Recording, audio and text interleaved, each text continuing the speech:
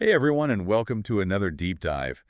Today we're talking all about Earth observation and geographic information science. Yeah, two fields that are really changing how we see and interact with our planet. It's like having superpowers, right? Being able to see the whole world from above, tracking deforestation, keeping an eye on endangered species. It's pretty amazing. It is pretty remarkable, and the technology behind it is constantly evolving.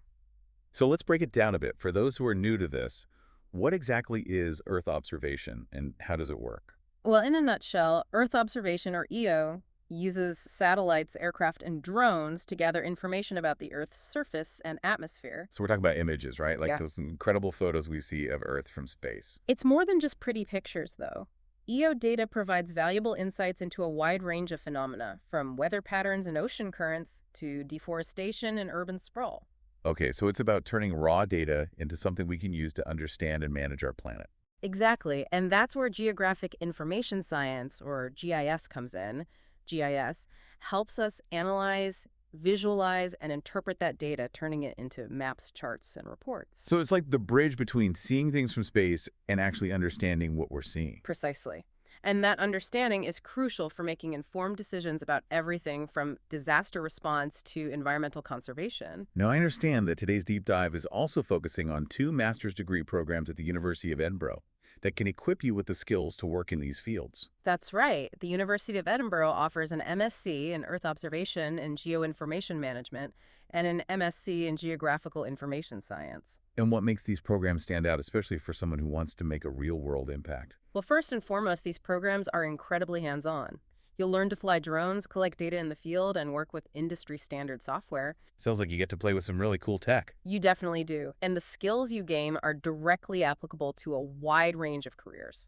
Now, I've heard that Edinburgh is a bit of a hub for geospatial technology. Is that right? Absolutely. Edinburgh has a thriving geospatial sector with numerous companies and organizations working on cutting-edge projects. So it's like a breeding ground for innovation in this field. It really is. And the MSc programs at Edinburgh tap into that ecosystem, giving students access to networking opportunities, internships, and potential job placements. So it's not just about what you learn in the classroom, it's about the connections and experiences you gain outside of it. Exactly. And speaking of connections, the faculty in these programs are leaders in their fields. They're doing groundbreaking research and they're passionate about sharing their knowledge with students. It sounds like an incredibly inspiring learning environment. It really is. And the city of Edinburgh itself adds to that. The city is beautiful, historic, and full of life. It's a fantastic place to be a student. Okay, so we've got amazing technology, real-world applications, and a vibrant city. What more could you ask for? Well, before we get too carried away, let's dive into some specific examples of how EO and GIS are being used to tackle real-world problems. Sounds good.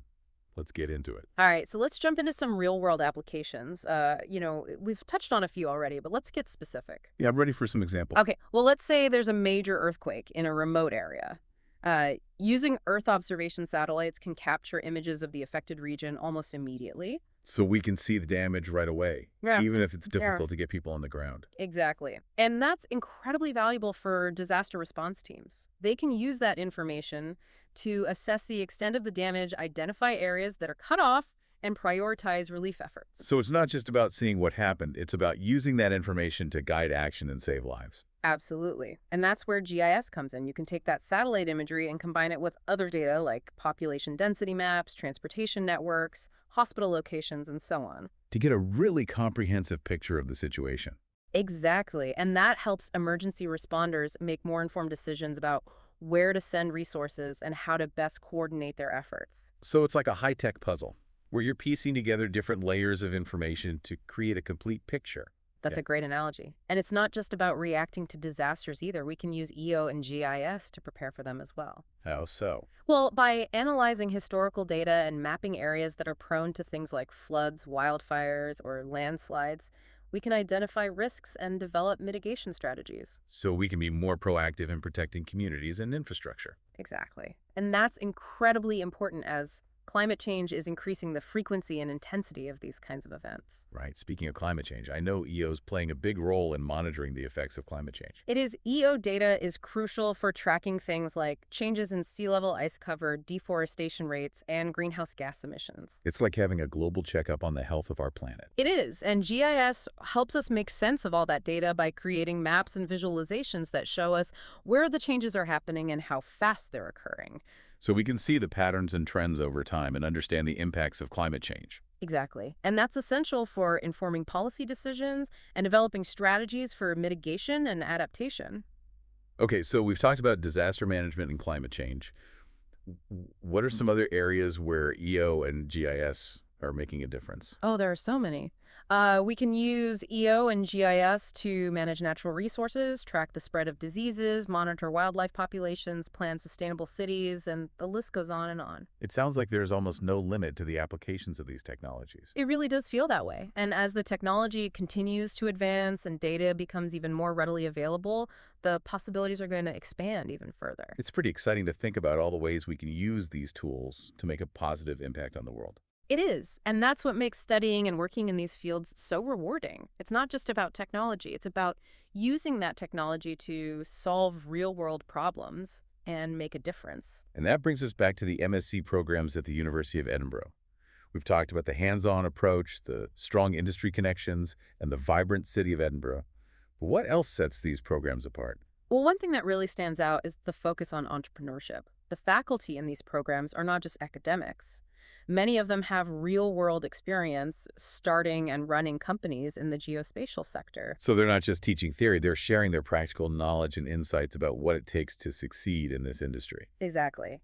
And the university itself has a really supportive ecosystem for student entrepreneurship with incubators, mentorships, and funding opportunities. So if you have a great idea for a new geospatial product or service, Edinburgh is a great place to make it happen. It really is. And beyond entrepreneurship, the programs also have a strong emphasis on career development.